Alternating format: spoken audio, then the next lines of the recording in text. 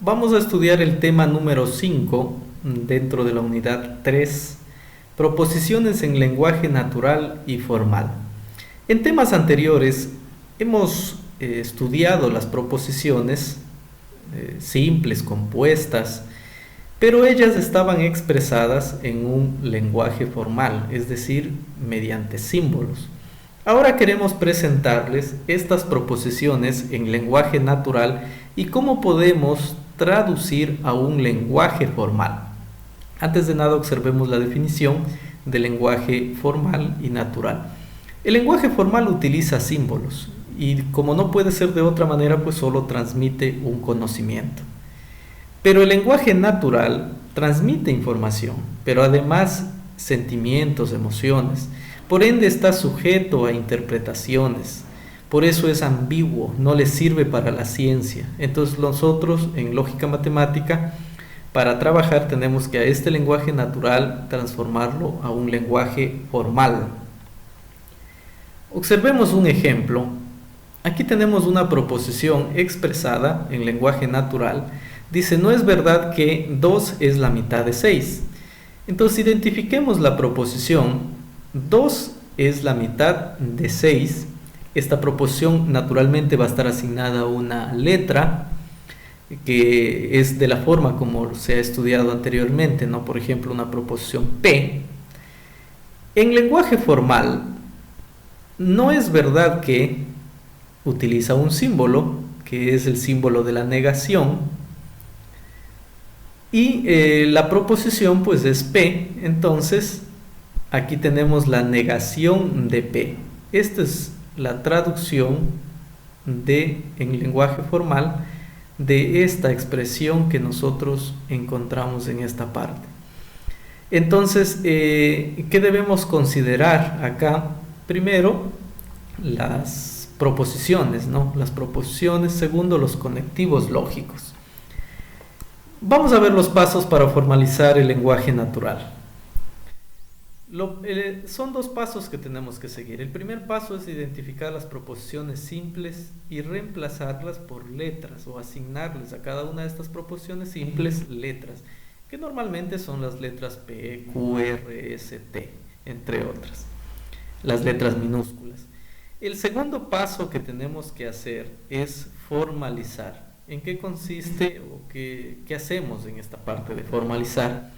Pues bueno, debemos primeramente considerar los signos de puntuación que tenemos ahí, las comas, los punto y coma, los puntos, pero además de eso tenemos que considerar los conectivos lógicos. Entonces, para eso es muy necesario identificar muy bien una coma y un punto, porque esta coma puede significar el fin de una proposición simple, así como puede significar un conectivo lógico, y este punto pues sin duda va a ser el fin de una proposición, sea simple o compuesta. Es decir, aquí se dirá que se cierra un paréntesis, se cierra un corchete, una llave. Por eso es necesario considerar una jerarquía en esto, ¿no?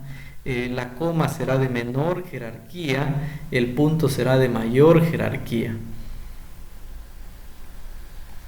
Observemos un ejemplo para poder ir entrando en esta parte de cómo poder traducir un lenguaje natural a formal. Entonces aquí tenemos una expresión, una proposición que dice: eres ingeniero o matemático, pero no eres matemático, por tanto eres ingeniero. Entonces, ¿cuál era el primer paso? Vamos a identificar las proposiciones. ¿Qué proposiciones encontramos en esta expresión? La primera parte aquí dice, eres ingeniero. Entonces, por lo tanto, esta viene a ser una proposición. Eres ingeniero. Le voy a asignar la letra P. Entonces, ya tengo la proposición P. Luego dice, eres matemático. Aquí está de color rojo. Entonces, eres matemático. Le he asignado una letra, la letra Q. Luego dice, pero no eres matemático. Aquí se repite esta proposición, por eso están del mismo color. Entonces, por lo tanto, ya no vuelvo a escribir, ¿no? Luego dice, por tanto, eres ingeniero. Igualmente se repite la primera proposición, la proposición P. Entonces, por lo tanto, en todo este enunciado encontramos dos proposiciones, la P y Q. Entonces, una vez que se ha identificado estas proposiciones, pasamos al paso número 2, que es formalizar. ¿Cómo vamos a formalizar? Aquí sí ya debemos considerar los signos de puntuación, pero además los conectivos lógicos. Por ejemplo, aquí dice, ¿eres ingeniero o matemático? Aquí entonces tenemos, miren, una coma. ¿Qué me anuncia esta coma? El fin de una proposición compuesta, porque en esta parte yo tengo dos proposiciones simples unidas por un conectivo lógico, que en este caso es la disyunción o, ¿no es cierto? Entonces, ¿eres ingeniero o matemático? Entonces, ¿eres ingeniero o matemático? Si sabemos que eres ingeniero es P, o matemático es Q, entonces el conectivo lógico, pues aquí está la disyunción o, entonces ya tenemos P o Q. Seguimos con la lectura y decimos, pero no eres matemático. Y hay un punto, ¿no? Ese punto pues me anuncia el fin de la proposición ahí. Entonces, no eres matemático. La proposición eres matemático es Q. No eres matemático, no Q. Ya tenemos en forma simbólica. Luego dice, por tanto eres ingeniero. Entonces, eres ingeniero es P. Entonces, como dice por tanto me indica una conclusión, significa una conclusión. Entonces, la conclusión, ¿con quién tiene que ver? ¿Con qué conectivo lógico? Con la condicional. El sí entonces. Eres ingeniero, entonces, ¿cómo quedará expresado en forma simbólica? La condicional y P. Entonces, si nosotros unimos estos símbolos, tenemos la primera parte, P o Q, y luego tenemos aquí el pero, dice pero viene a ser una conjunción, o sea, y. Luego, pero no eres matemático, entonces no Q. Finalmente llegamos a una conclusión. Entonces significa que toda esta parte, toda esta primera parte, viene a ser unas premisas que finalmente me dan una conclusión. Que la conclusión dice, eres ingeniero. Entonces aquí está esta conclusión. Esta sería la expresión lógica o el lenguaje formal de este lenguaje natural. Vamos a ver la tabla de verdad, a ver si es que esta expresión es válida. Para eso pues se han estudiado métodos, ustedes recordarán, 3 métodos estudiamos para determinar la validez de una expresión lógica, y el método que vamos a utilizar en este caso es el método de las tablas de valores de verdad. Entonces miren, aquí está la expresión lógica, están las combinaciones, como tengo 2 proposiciones, tendré 4 combinaciones, y el conectivo lógico principal aquí es la condicional, es decir, donde va a estar el resultado es la condicional.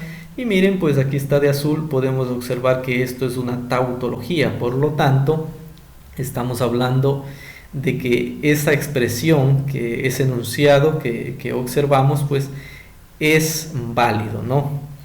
Pasemos a otro ejemplo, el ejemplo número 3, dice, si Andrés toma el bus, llegará temprano.